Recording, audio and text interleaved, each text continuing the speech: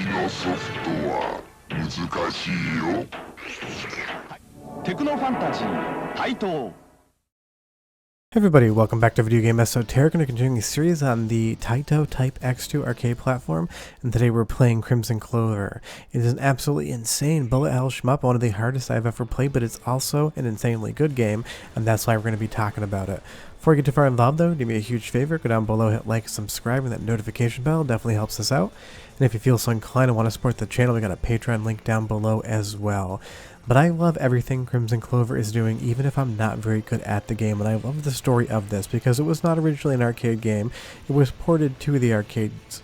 It used to be so often that arcade games were ported home, and now with stuff like the X2 platform, you see a lot of home console games that are ported over to the arcade, and it's just a weird thing for me to think of that we're now porting in the opposite direction, but I am so glad that we are, because playing this on my X2 with an arcade stick in my hand feels like arcade perfection. That's because this game has absolutely everything someone who enjoys a bullet hell shmup would like.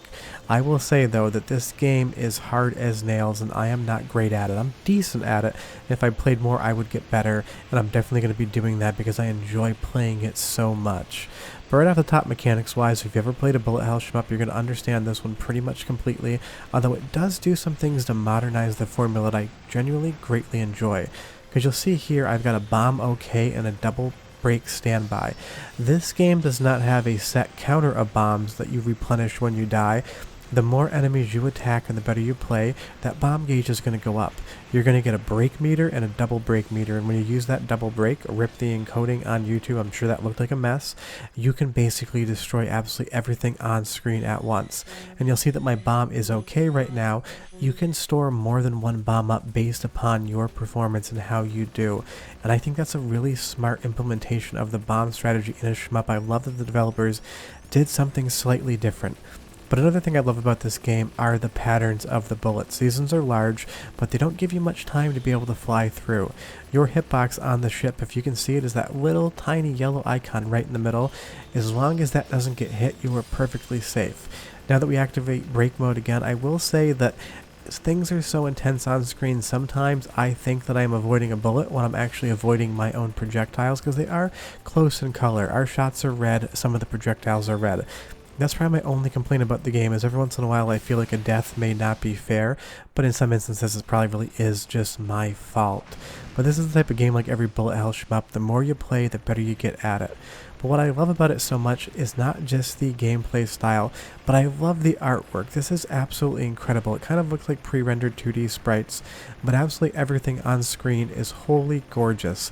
The bullet colors, the patterns, the enemy sprites, all of the background art, the burning areas in the field, that break mode icon, it kind of feels like playing a slot machine in some ways. Not that I play a ton of slot machines, but that break kind of looks like you've just hit the jackpot. But again, I just love everything about this game, and I love that it's not from a developer known for making shmups. This is as good as any game Cave's ever made, in my opinion. I'm sure you may disagree below. Go ahead and leave me a comment and tell me why I'm wrong. But it is not from somebody that you would expect to make this good of a shmup. And the boss encounters are amazing. I love all the patterns.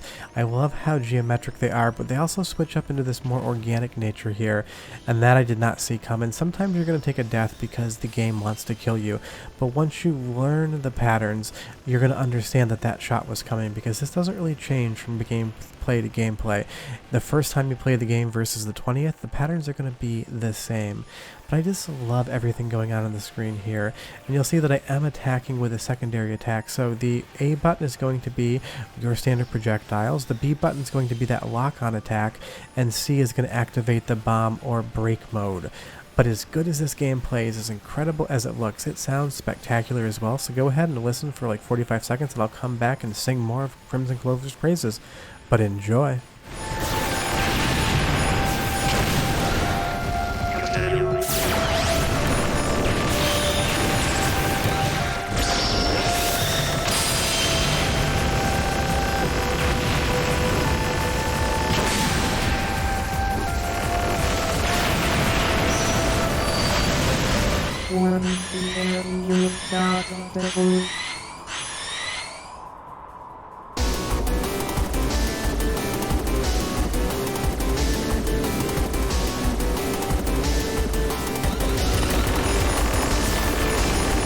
I just think it's the perfect soundtrack for a shmup. And now moving on to another boss. This is where that B button or that lock on attack is going to be really important, because there's so many different areas of the boss you can lock onto, and using that lock on feature is going to knock his life down that much quicker. Basically all I do is hold the B button until I see enough of those blue icons on screen, and then I release. But getting through that bullet pattern right there just felt spectacular. Learning this game feels so much fun. When you're playing well, like any bullet hell shmup, it's just going to 100% click with you. And I did really well on this boss. Obviously I cut it down for time, and I'm sure I took a death there, but that made me just want to play the game that much more. What I love so much about this game is that each stage is unique and independent in and of itself. Obviously we're going through these like rich amber colored fields with burning brush, and now we're going over what I assume to be, you know, a city of maybe Tokyo, and the clouds are going on all around us. You'll see there I did get nailed there. You want to try to stay away from the edges of the screen, because when those bullet patterns build up towards the edges, trying to navigate around them is extremely difficult. You basically need to use a bomb. So my best advice, and maybe it's wrong, it's just how I play it, is you kind of want to try to stay to the middle third of the screen. And you will see that this is a vertical shmup. Unfortunately, even on the X2 platform, it is not in TATE mode. There is no mode to be able to rotate your monitor and get rid of those borders on the left and the right. I don't mind it that much, but I do think it's unfortunate they couldn't add a TATE mode in there for people that do have, you know, CRTs that can orient them vertically. Because you could use an LCD and move it on its side, or you could also just turn the Type X2 into 480p mode and you'd be fine there as well. But just look at everything going on around the screen. We're flying basically at a 45-degree angle. We've got the sky on the right, the clouds on the left, and it just looks spectacular. And now the clouds, we fly through them and come out to a completely different area of the game. All of the screen transitions are just spectacular. Everything going on is just so much fun. But this right here is probably my favorite part of this game. Maybe my favorite part of any shmup ever. I love how geometric the pattern gets and how the game has isolated you to just one part of the screen. It almost feels like R-Type Final in a way, except R-Type Final was definitely not a bullet hell shmup. Now there is one thing that I'm going to strike Crimson Clover for, and I do not know why the designers implemented this feature because it drives me absolutely nuts, and that is the border on the left and the right shake around when you are attacking enemies. I find it very distracting, so much so that I think you could probably just tape some paper over your monitor when you're playing this game so you can avoid it. It only seems to happen in intense periods of time, but it is distracting to see something moving out of the corner of your eye. I don't know why they did that, and I wish you could turn it off, but of course you cannot. But you'll see here as we move on further into the city stage, damn, those bullet patterns just get wild, and I die a lot. But here's the thing, even though I'm dying pretty consistently, I am having a fun time doing it because this is on free play and I'm not using actual quarters.